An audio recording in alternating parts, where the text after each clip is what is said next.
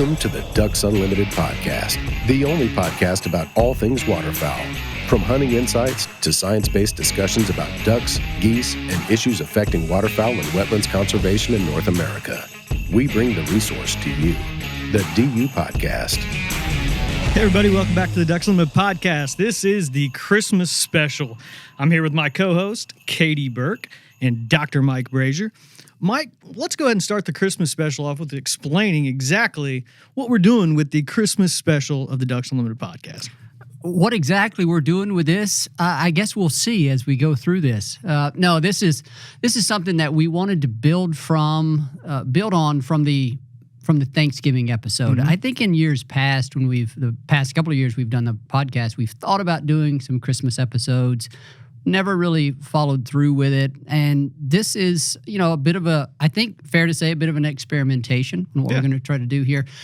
Within Ducks Unlimited, we're going to be generating a number of other kind of Christmas messages for our members and supporters. And I think people will see those coming out. And this is just another one of the things that we wanted to try.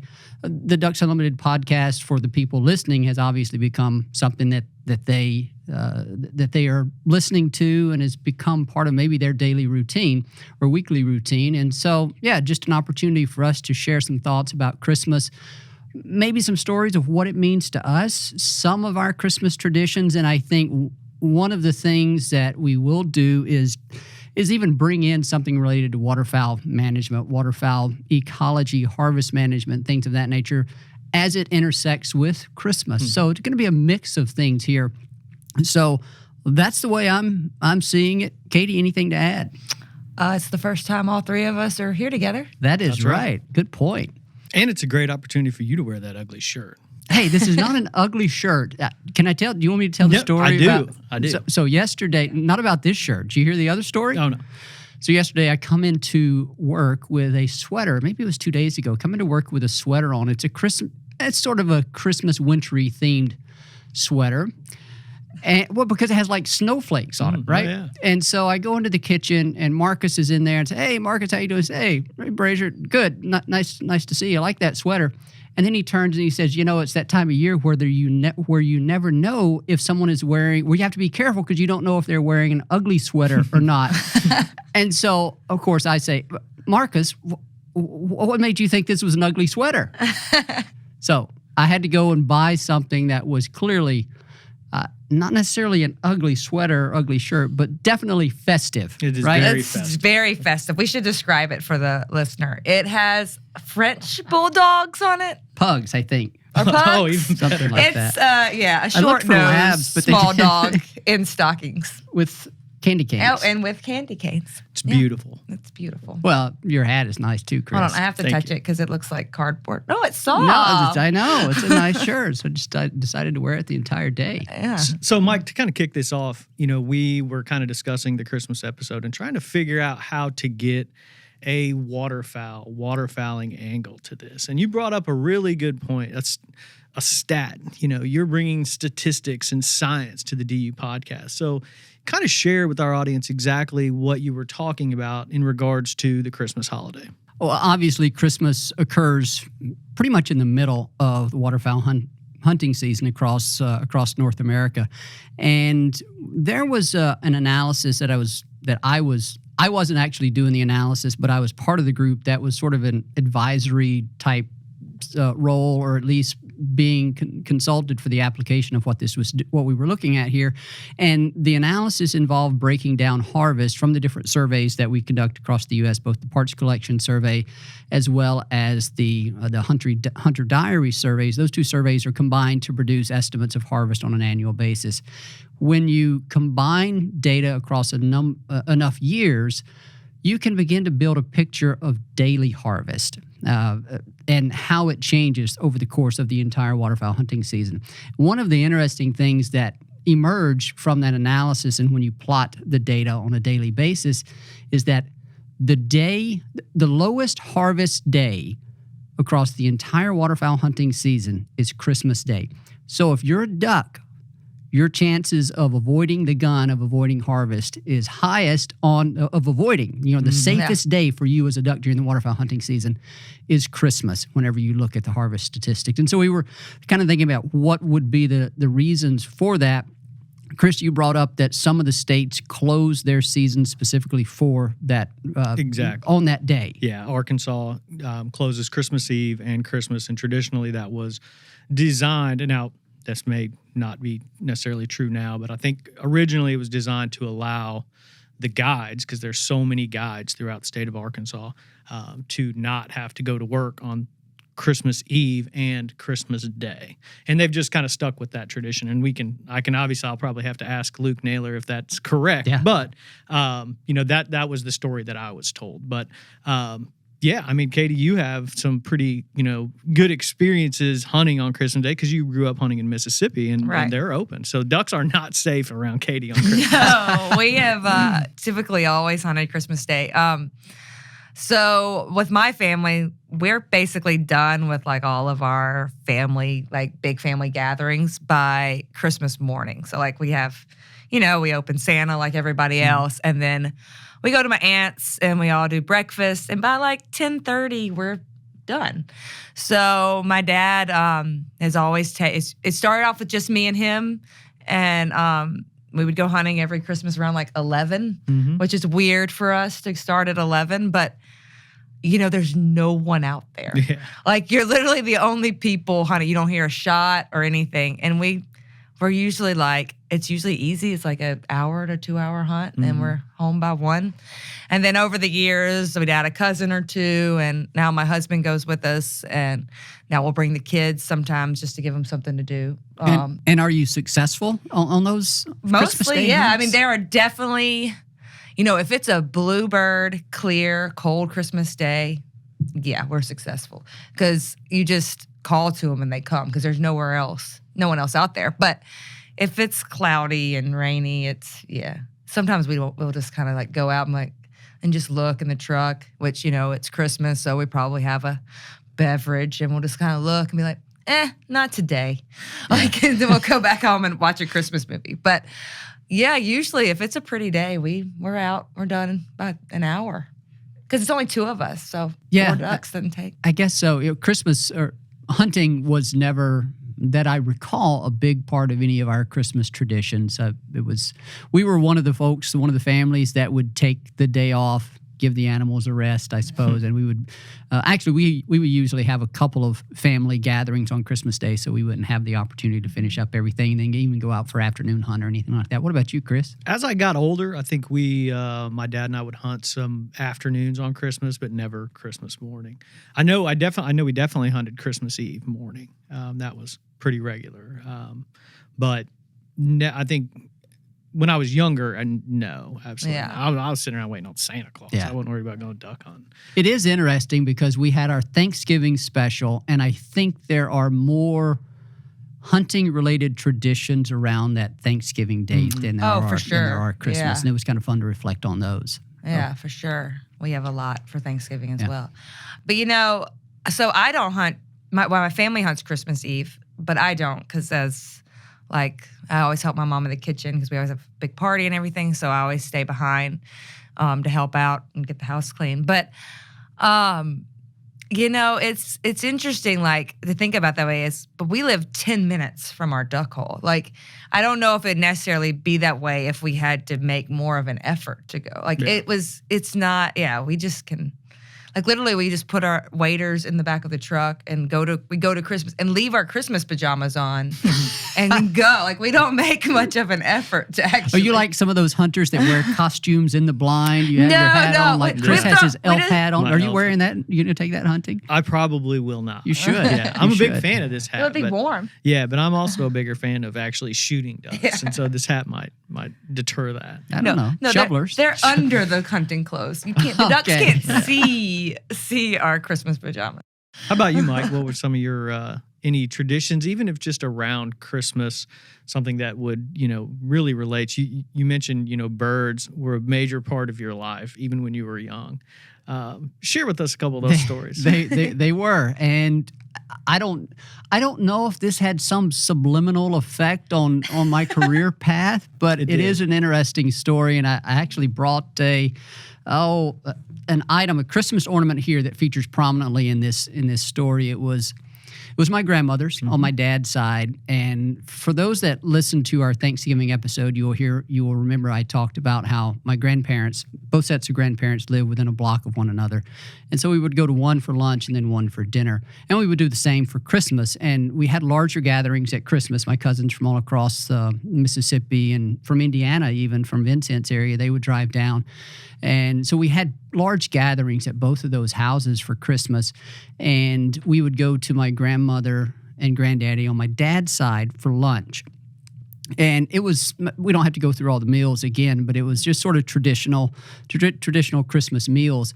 But the one thing that stood out, I mean, there's a lot of memories, right, around for family Christmases and gatherings. But the one thing that stood out and was unique about my grandmother's house there for lunch is that when we would walk in, we would hear this bird chirping from the tree. It's an ornament that she would plug in and hide deep within the tree. And of course, as kids, we would try to find it. And it was so well hidden, so well camouflaged that it was just like this big mystery as to where it was.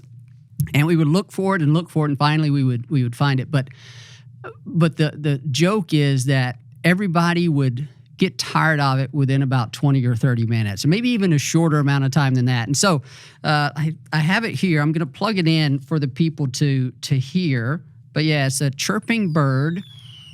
Bring it closer to the microphone. Oh my. And so it's kind of a piercing. And it just repeats that over and it over. never stops. And it never it's stops not like unless you plug it in. Or anything. Nope. Until you unplug it. And so eventually one of the parents or one of the adults would get tired of it and somebody would yell, "Unplug that bird." So both my grandparents have passed, and like usually happens, people will ask for certain possessions that they had in their house, and I wanted this. That's perfect. So sometimes we put it in our Christmas tree now. But what we do, and I'm leaving this at it should probably just go the whole time. Our producer's probably going to just cut that out. But what we better not. But what I have to do now every Christmas is I will, usually early in the morning, I have a recording of this on my phone, a little WAV file, and I will text it to every member of my family. And of course, they will play it.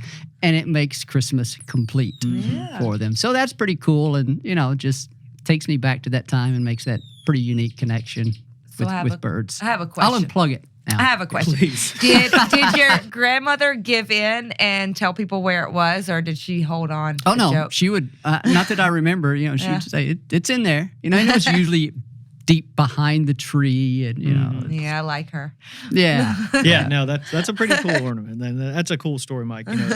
We've talked about that a lot with even the Thanksgiving episode where we relate all of this to family and holidays, but there's so much that goes on as far as even waterfowl and waterfowling, and we can relate. We're just trying to tie all of that together here. Katie, did you have any other cool Christmas stories that you wanted to share? I'm interested in the movies. You mentioned movies that after you're hunting, you'd go back and watch a movie. So another tradition has to do with movies.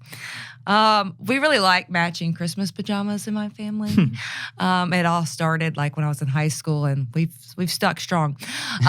So one thing we also do after we go hunting, we go to the movies.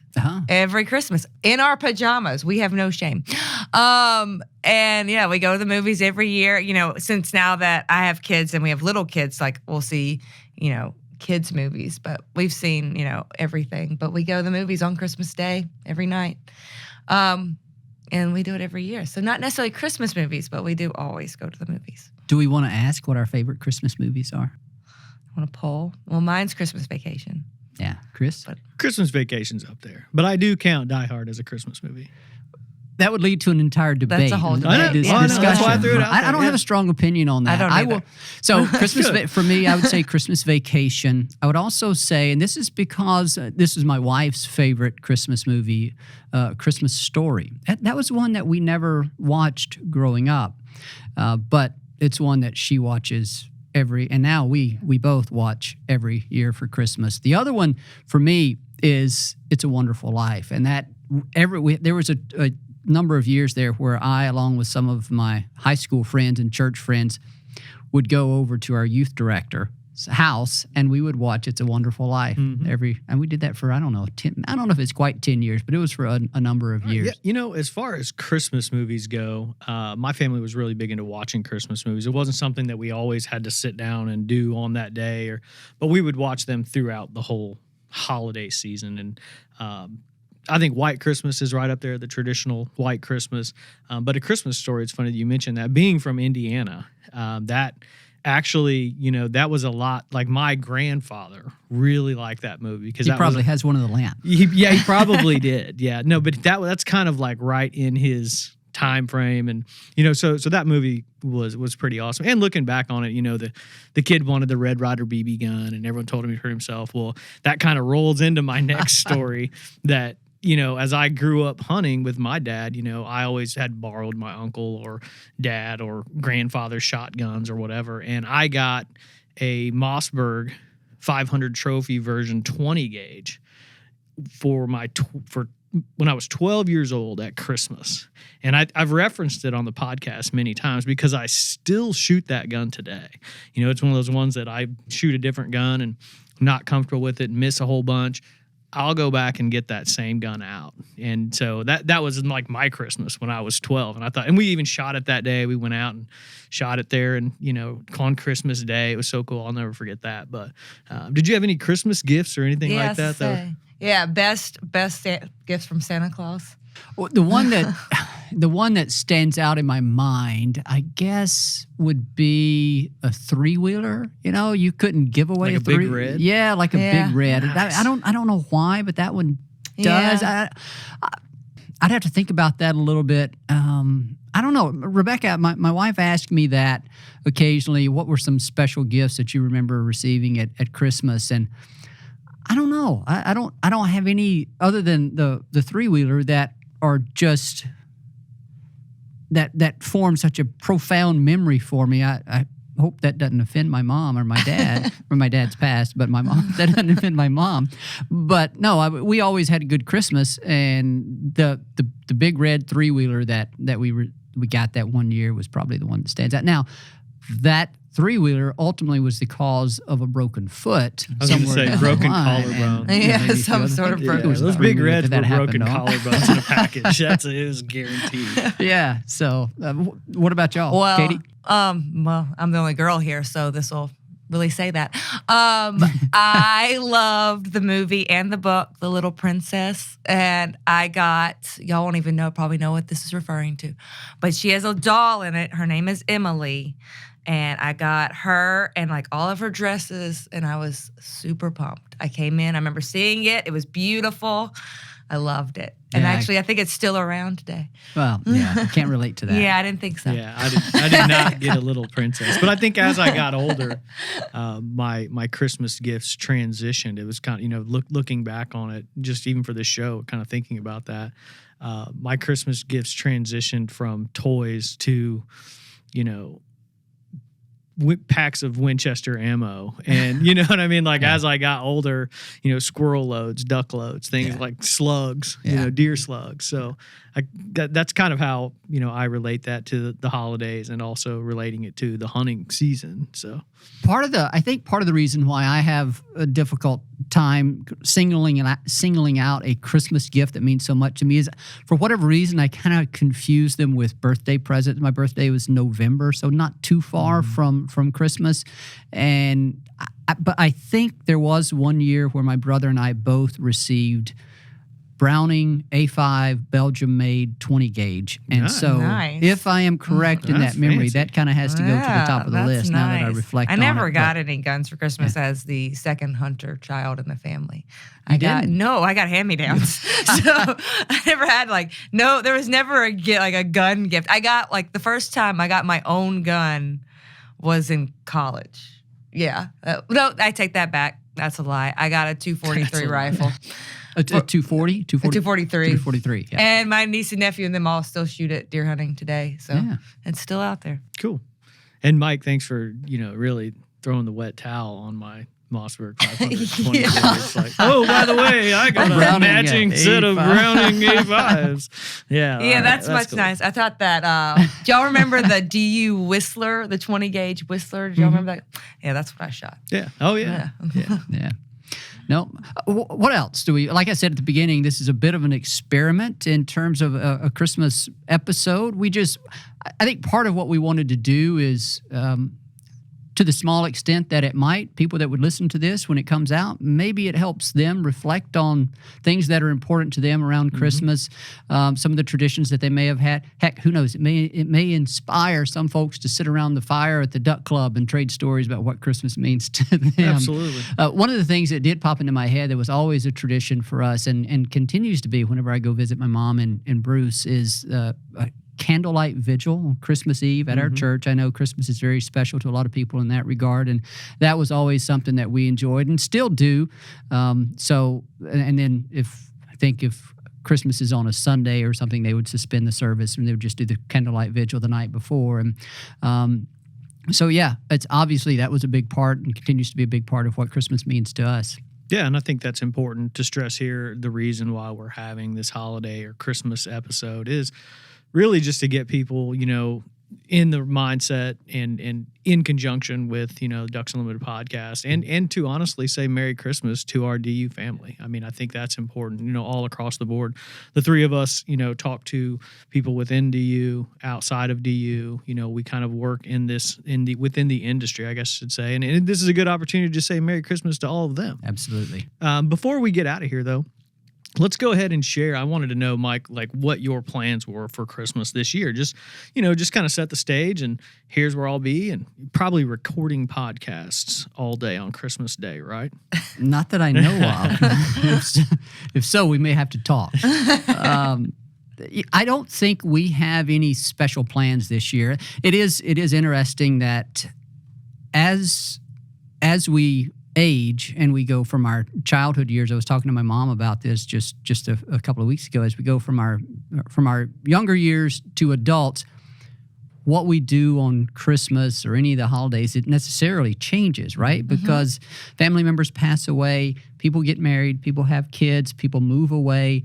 And those traditions that we grew up with, and for some of us, and some people are fortunate enough to still live close enough or in the same city as where they grew up and where all their family live, but others experience a situation where everybody moves away, and there's this sort of all these different traditions that emerge for people. And so that's sort of the case with us. With Rebecca, my wife's family being from Canada, we, for the past 2 or 3 years, we have been unable to meet with them, get together for Christmas.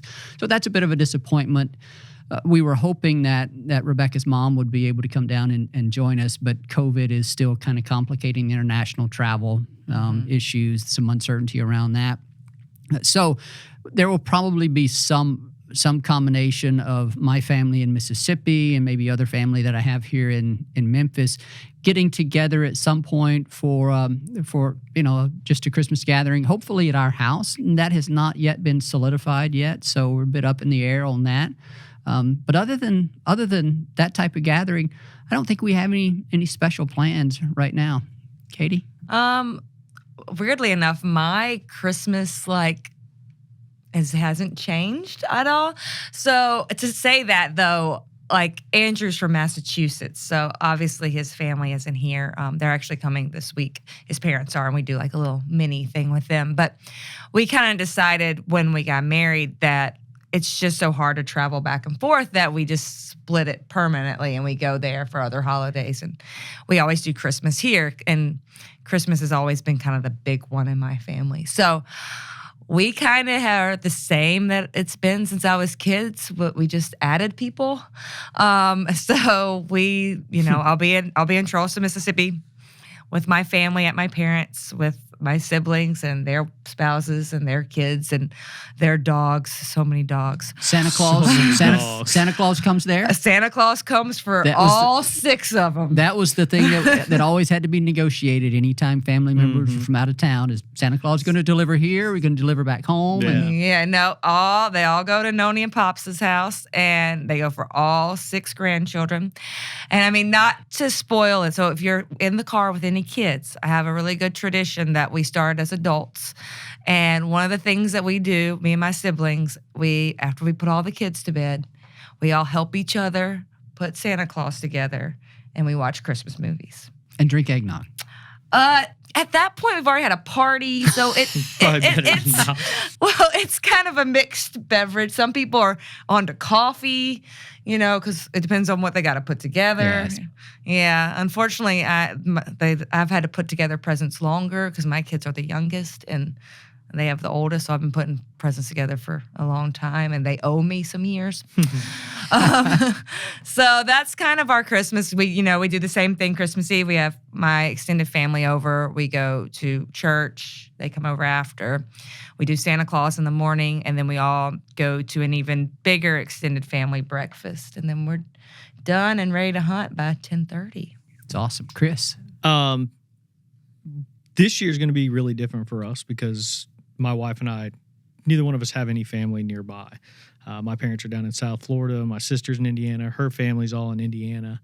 And so this year we decided, we just kind of talked about it, and my parents were like, hey, we're going to come to you for Christmas. So this will be the first time we quit traveling for Christmas once we had kids, because it was kind of one of those deals where we wanted Santa Claus to come to our house. Once they got old enough to realize what was going on, then we wanted Santa Claus to come to our house. So we've kind of just stayed. And sometimes we've done Christmas with, new traditions come about where, we had friends come over from people from here in Memphis that we hang out with, and we play games and do that. But this year, my parents are going to come in town, and that should be good. We're going to do a little bit different, less traditional holiday dinner, I guess, for my family. We're going to be getting a sack of oysters and some shrimp, and we're going to be making gumbo on Christmas Eve. And so and some of my friends are coming over, and they have fryers, and so we're going to be frying oysters and shrimp and then boiling shrimp. And so we're just going to sit around and hang out on Christmas Eve, and probably on Christmas we'll play games with the girls after Santa Claus has already come and gone. And so I'm just kind of looking forward to, really being at my house with my family. So that'll be good times. Are you going to wear your Cousin Eddie costume? Yes. Yeah. Well, right out in front of my RV. I won't yeah. picture My RV will be parked you do. out That's front. what made me think of it, right? Just I know. dump right into the sewer. That's exactly right. The funny part about that is when my dad's flying in, and he probably hasn't duck hunted in 3 or 4 years because now he lives in South Florida, and he's like, it's too early and too cold for me to do that. But he's like, I'd like to go duck hunting this year. And I'm like, well, he's flying in on the 23rd.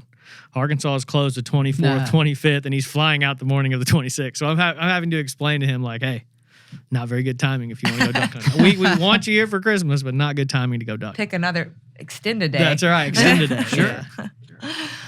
That's funny. So I like your meal plan. Yeah. That's a good one. That's going to be fun. Do you got any favorite Christmas meal, like food? No, I really don't. Pretty boring in that regard. Yeah, I'm coming up with nothing because our Christmas lunch and dinner was always traditional. The dessert, I guess, was falling asleep in a recliner or something like that. Actually, I have another story just came to me. You want to hear it? I do. We do. So this was at my mom's grandparents, my nanny and granddaddy. Every year, our nanny would make the grandkids. There were 2, 4, 7 of us. She would make us put on a play for the family. Good. Yeah. And I'm gonna kill myself for not remember this. It was the name of the and we would have to come up with it. We would have to make it up. We would all get together as first cousins, and we would come up with the script and who's playing what part, and we have it recorded on the old. Yeah, we need that. We need that. We need that. This is gonna be good. there was I think we did it more than 1 year. I think I said a minute ago that we did it every year. I don't know if that is true. I know we did it 1 year, maybe a couple years, but the 1 year that really stands out was the name of the play was A Joke on Santa Claus. We set a trap for Santa Claus. And so we carried it out. And of course, some of the adults were having fun with us because one of my cousins was playing the father in this play. And of course, we're all like anywhere from 7 to 12 or 13 years old, something like that. And so my cousin Chuck lives here. No, he actually lives in Mississippi now. But he created a fake mustache with some mascara or some kind of makeup. And so his dad yells out at him while he was trying to carry out his line that he had practiced so hard to memorize. His dad yells out, "Looks like you've been eating some chocolate pudding up there." And so his son gets mad and starts yelling at him and all that. And so anyway, I watch that video every now and then. It was a favorite memory.